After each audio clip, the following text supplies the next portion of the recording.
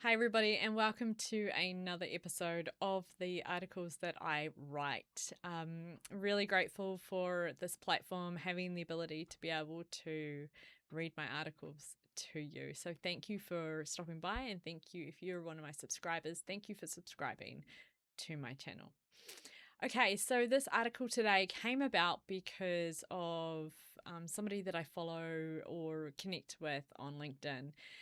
For those who don't know what LinkedIn is, it is a platform very similar to Meta, I guess, to Facebook, but it's for really the professional world. So it's where a lot of people update you on their working status, or they write articles, or they promote their businesses. It's very much in that space. It's a very much a business platform. And this article came about because there was an article I'd read by somebody that I am connected with that just really didn't sit right with me. And so that was the reason for this article. And when you hear the title, maybe you'll kind of understand why that happened. Something about this article, though, it is only a short one. It's one of the shorter ones that I've written, so this video won't be as long as my other videos.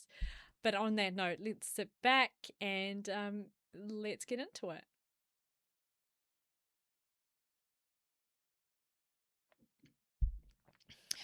Okay, so this article is called "When Did Sounding Smart Become More Important Than Being Helpful?"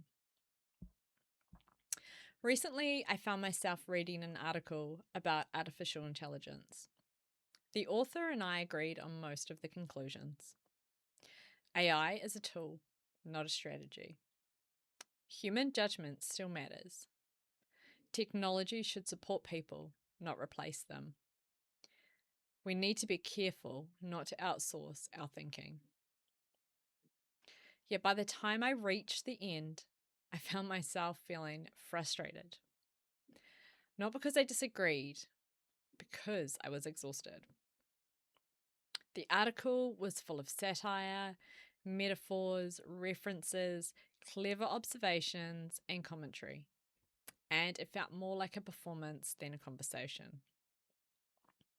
And it got me wondering, when did sounding smart become more important than being helpful? Over the years, I've watched our professional worlds become increasingly complicated.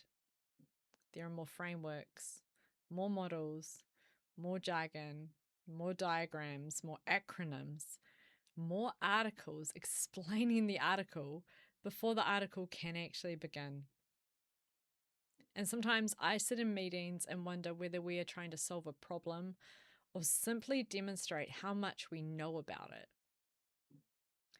The irony is that most of the challenges I encounter in teams, leadership groups, and organization are extremely and remarkably human.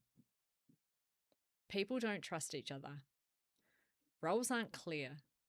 Decisions aren't being made. Expectations don't match reality. Communication has broken down.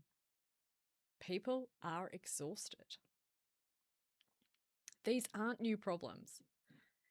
And yet we often reach for increasingly complex solutions perhaps because complexity can sound impressive. Simplicity, on the other hand, can feel uncomfortable, and simple ideas are harder to hide behind. People need clarity. Trust is low. We haven't had an honest conversation. Our priorities aren't aligned. None of these statements require a framework. They require courage. And technology is no different.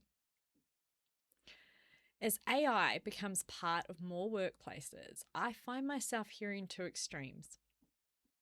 One group believes it will solve everything, and the other believes it will destroy everything. And neither position feels particularly useful. Technology is neither hero nor villain. It is a tool. And the more important question is, what problem are we trying to solve? Who does it help? What might it make easier? What might it make harder? What are the unintended consequences? The answers to these questions have never been technological. They've always been human. I don't think the future belongs to those who can generate the most content or adopt the most tools or use the most impressive language. I think it belongs to people who can make sense of complexity without adding to it. People who can take a difficult idea and make it understandable. People who can help others think rather than telling them what to think.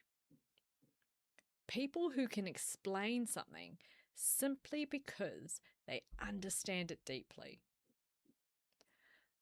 Perhaps that's why I've become increasingly drawn to conversations over commentary, observation over performance, questions over certainty, and helping over impressing.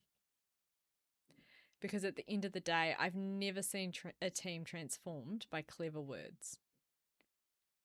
I've seen teams transformed by understanding. I've never seen trust grow because someone sounded intelligent. I've seen trust grow because someone was honest. And I've never met a person who walked away from a conversation saying, that person used some incredible jargon. But I have met many who have said, that was exactly what I needed to hear. And maybe that's the standard worth aiming for. Not sounding smart, but being helpful.